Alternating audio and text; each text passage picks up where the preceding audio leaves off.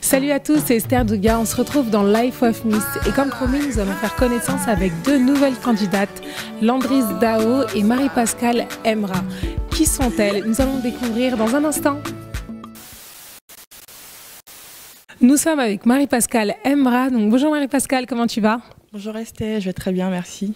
Alors Marie-Pascale, je vais te laisser te présenter. Je m'appelle Marie-Pascale Emra, j'ai 22 ans. Je suis actuellement étudiante en école de commerce en programme bachelor. Donc Marie-Pascale, tu t'es présentée à l'élection Miss Côte d'Ivoire France 2019. On aimerait bien connaître tes motivations. Pourquoi cette élection et pas une autre, par exemple? J'ai longtemps été complexée par mon physique. Je me trouvais trop fine, trop mince. Alors, lorsque j'ai vu l'appel à candidature sur les réseaux sociaux, je me suis dit pourquoi pas, ça sera un bon moyen de montrer maintenant ce que je suis devenue aux gens. Donc pour toi, l'élection Miss Côte d'Ivoire France te permet de t'assumer en tant que femme et d'être fière de ce que tu es. Exactement. Donc Marie-Pascale, concernant l'aventure Miss Côte d'Ivoire France 2019, on aimerait savoir comment tu te sens au sein de cette aventure, au niveau des répétitions et avec les candidates. Je me sens actuellement très bien. Il y a eu plus de peur parce que les filles sont très sympas. Les professeurs aussi nous mettent à l'aise et nous permettent de gagner en confiance.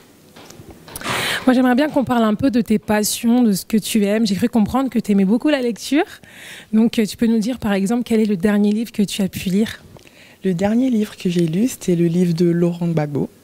J'ai lu ce livre parce que je m'intéresse énormément à la Côte d'Ivoire, à l'histoire de la Côte d'Ivoire et surtout à la politique ivoirienne.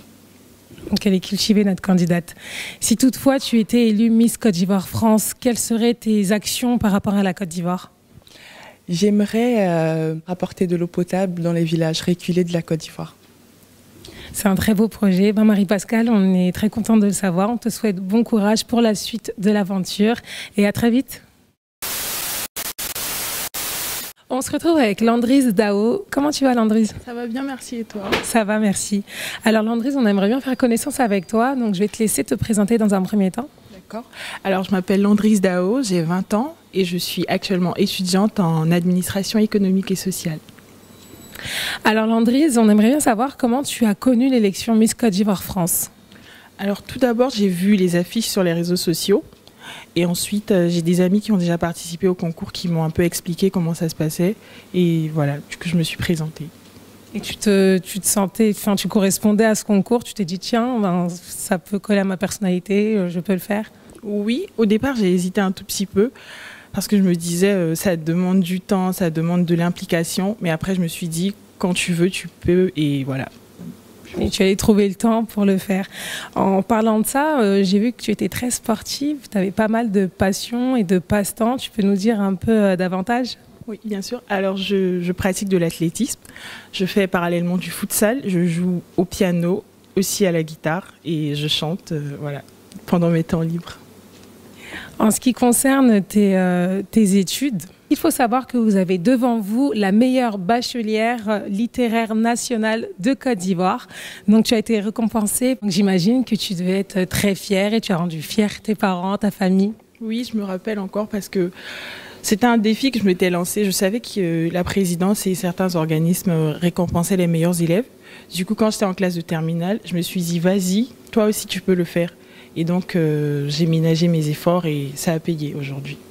Donc, tu ne lâches rien, tu vas toujours de l'avant et tu persévères. Voilà, c'est d'ailleurs ce qui m'a permis d'être aujourd'hui en France par mes études. Et jusque-là, je continue. Je souhaiterais continuer plus tard dans le domaine du marketing et de la stratégie de l'entreprise et voilà, montrer que les femmes aussi peuvent aller de l'avant.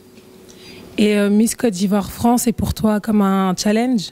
Exactement, parce que y a le cancer du sein qui accompagne depuis maintenant plusieurs années le quotidien de ma tante et je me suis dit que me présenter à ce concours serait un moyen pour moi de faire porter haut la voix des sans-voix. Essayer de trouver avec l'association One Cause et ses partenaires un moyen de mettre en œuvre mon projet humanitaire qui est de lutter contre cette pathologie dans mon pays. On t'encourage dans ton projet, on espère qu'il pourra aboutir. On te souhaite bon courage et à la prochaine. C'était Landryse et Marie-Pascale. J'espère que vous avez fait plus connaissance avec elles et que vous en savez aujourd'hui davantage. Je vous donne rendez-vous pour deux nouvelles candidates. Continuez de nous suivre sur nos différents réseaux et à très vite dans Life of Miss.